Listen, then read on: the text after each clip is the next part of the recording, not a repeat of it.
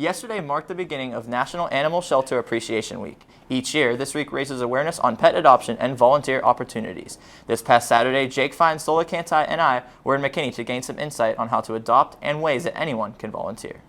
Football played their final regular season game this past Friday against Lake Dallas, and the bowling team struck off their season in Austin this weekend. The varsity girls golf team also had a tournament in Burleson. Mackenzie Hamilton has these highlights and recaps later in the show. Pep Rally season is almost over, but Prosper High School couldn't go without the Blackout Pep Rally. Students decked out in glow sticks and glow-in-the-dark paint lit up the arena. Claudia Yates recaps this special pep rally later in the show. Eagle Nation News starts right now.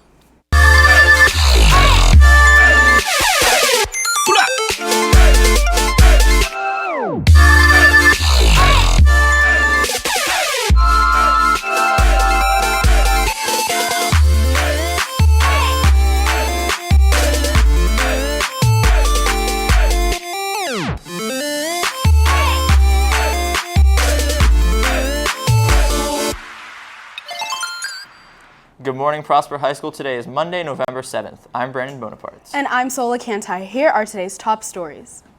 Stuff the Bus is back and runs from today until Friday the 11th. Over the course of the week, students will have the opportunity to give back to the community by gathering canned goods during the week. Items will be collected until this Friday when the cans are picked up and delivered to the Bethlehem Place. The Prosper High School Band traveled to San Antonio to compete in the San Antonio Bands of America marching competition. The band earned 21st out of 63 bands and also placed 11th in music. This concludes the Prosper Band's competitive marching season. Tomorrow is Election Day, and NBC's final poll shows presidential candidate Hillary Clinton has a 4-point lead over opponent Donald Trump with a 2.73% margin of error. Gary Johnson, the Libertarian nominee, is at 6%, while the Green Party's Jill Stein has 2% of likely voters' votes. As stated earlier, this week is National Animal Shelter Appreciation Week, and there are lots of ways to get involved, not only this week, but year-round. That's right, Brandon, and we were fortunate enough to tag along with Jake Fine to snuggle up with some furry friends and gain some insight on how to help out.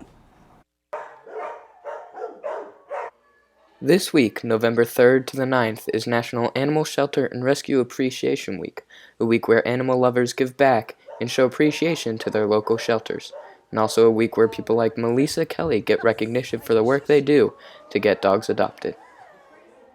I am the Vice President of Texas Little Cuties. I actually take care of 74 dogs and a bunch of puppies every day at my place.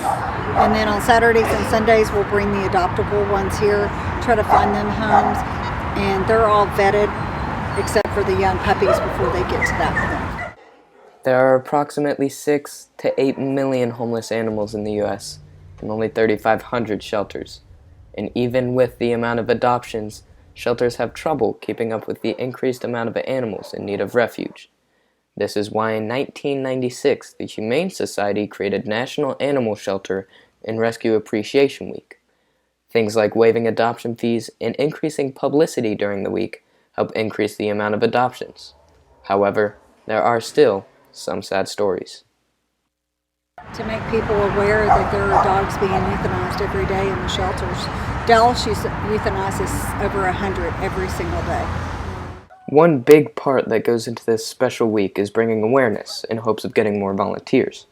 Anyone can volunteer, and there are many ways to do so, whether it be making toys, walking dogs, going to a shelter to volunteer, spreading awareness on social media, or even just saying thanks to your local shelter. Anything can make a difference. Any Saturday or Sunday, we would love to have you, and we're really in need of volunteers. Until this weekend, I would be lucky if I'd have 1 or 2 people. If you are interested in volunteering, head out to the PetSmart off of 121 on any Saturday or Sunday. For Eagle Nation News, I'm Jake Fine. After this commercial break, Claudia Yates has your Student Life Report.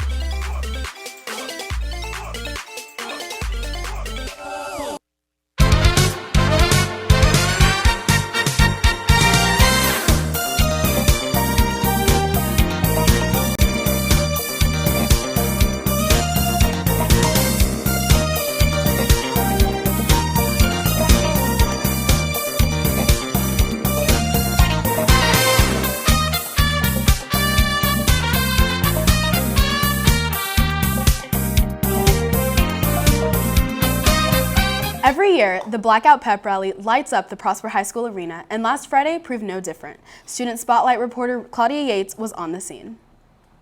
Prosper High School is known for spirit and pep rallies, but a fan favorite is the Blackout. The sounds you hear, the lights you see, all that is credited to the tech crew who works behind the scenes every pep rally. Last year, the Blackout Pep Rally was bigger than we ever seen before. This year, we'll feature a laser light show and return of the Eagle Shock. We will also be seeing a special skit from the Spirit Leaders and a surprise from Mr. Wright. I'm here with Nathan Wall, part of the tech crew. So can you tell me, Nathan, what does tech actually do? So we're just part of the backstage crew, just taking care of all the behind-the-scenes stuff, setting up sound system, AV, making sure everything just goes right. I'm here with Maddie Whiteman. So Maddie, can you tell me how much work goes into the Blackout Pep Rally? This Blackout Pep Rally is a lot different from last year. We are keeping it a lot simpler, but we are spending more time in the dark. So this year it's mainly just our sound system that we had to set up, and then all the the black lights on the floor. What is different from this year's pep rally compared to last year's pep rally? Last year's pep rally was very hectic. We had to come in for about 3 full days setting up the truss system, everything like that, the light show. This year is a lot more laid back, but we still treat it just as seriously because, I mean, it's our job. We got to make sure everything goes perfectly. What is your favorite part of the Blackout Pep Rally? Of the Blackout Pep Rally, I love how, during the actual pep rally this year, we kind of almost get a break to have fun with it. We have fun doing tech stuff, but we get to actually, participate and, be with each other. This week, we will have the Playoffs Pep Rally as we move into playoffs. For Eagle Nation News, I'm Claudia Yates. And now we send it to Ethan Burden with everything social media.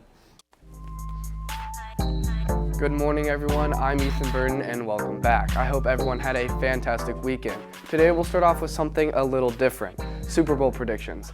Right now in the NFC, the Cowboys are leading with a record of 7-1, and in the AFC, the Patriots are leading with a 7-1 record as well. My prediction for the Super Bowl will be the Cowboys and Patriots. The other teams and records will be next to me right about now. Tweet us your Super Bowl prediction with the hashtag SuperBowlENN and let us know who you want to see in this year's Super Bowl.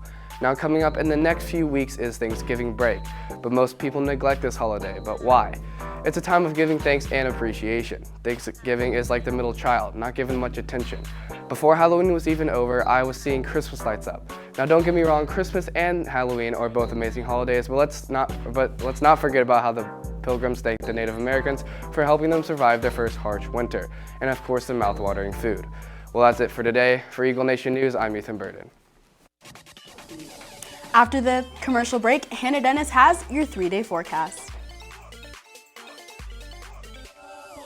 The bus begins this week. Bring non-perishable items to third period to be donated to Bethlehem Palace and Grace Food Pantry. A pizza party will be awarded to the first and second place winners. The Carter Blood Drive is Monday, November 28th. Sign up during lunches through November 17th. Students must be at least 16 to donate. The UIL Number Sense team is looking for students good at mental math. Practices are Thursday before and after school in Mrs. Patrick's room, 1135.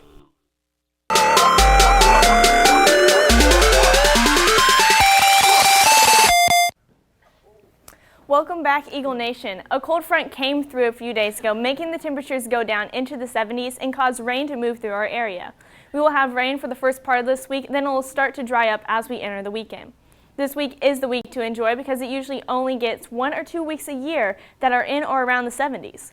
Next week we will most likely be in the 60s and start cooling down more from there.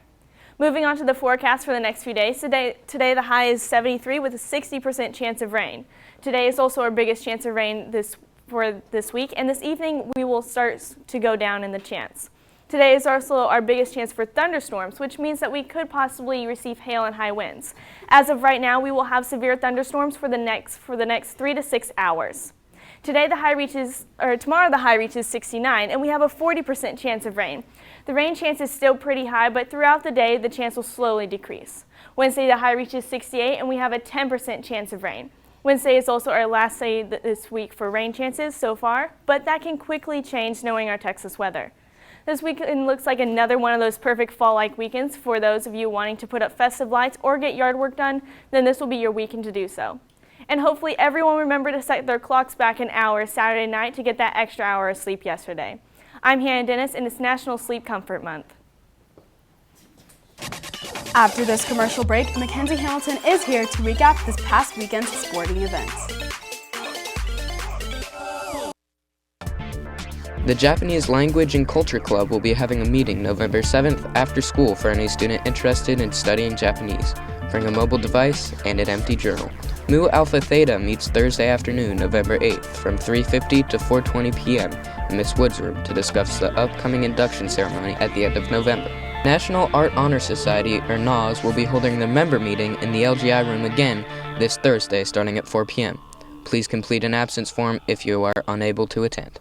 So the varsity girls golf team did travel to Burleson and ended up winning their tournament, and the bowling team kicked off their season playing in a tournament in Austin. And the shift focuses for Prosper football now onto the playoffs, as well as Prosper volleyball, who resumes on Tuesday. For more on that, here's Mackenzie Hamilton. Mackenzie? That's right. Thank you, guys. I'm Mackenzie Hamilton here with your sports update. Last Friday night, the Eagle football team played their last district game.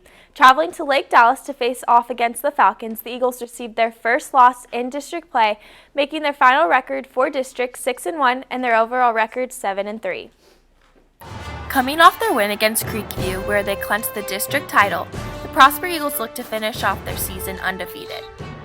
Early within the first quarter, Austin Lynn completed a pass to Everett Jefferson for 65 yards.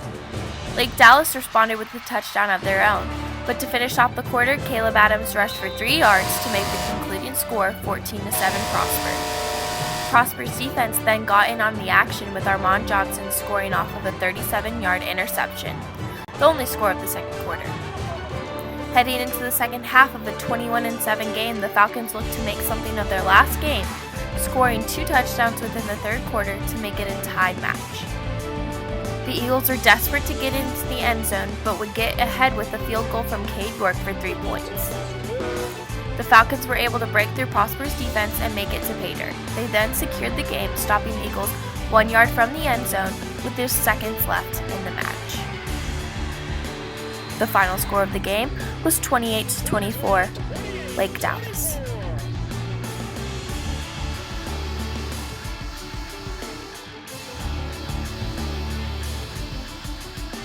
Despite the loss, the boys are still finished off the season as district champions. They will be facing off against 4th seed the Wakeland Wolverines this Friday. The Prosper Girls golf team finished off their tournament on Saturday, taking first in the Burleson Centennial Tournament. Freshman Emily Nystrom finished 3rd overall for the match. As well, the PHS bowling team also was in action this weekend. They traveled out of town and then played their first game on Sunday. In that tournament, the boys finished 3rd and the girls finished 2nd. Sunday, the girls basketball team will have their home opener at 7 o'clock in the arena tonight. Well, that's all I have for you today. Tomorrow, Abby Smith will be highlighting last week's 2 volleyball playoff games in preparation for their home match against Wakeland High School tomorrow night. Back to you guys at the desk. Thank you, Mackenzie. Now here are some final announcements. Students attending the DEA field trip on Wednesday, November 9th will need their photo ID and will need to report outside the arena by 8 a.m. Applications are on the NHS website for any juniors and seniors who received an invitation to apply to NHS. They are due by Friday, November 11th to Mrs. Stevens' room, 1168F, or Mr. Seeger's in 1254. Well, that's going to do it for our show today. For Eagle Nation News, I'm Sola Cantai. And I'm Brandon Bonaparte. Live long and prosper.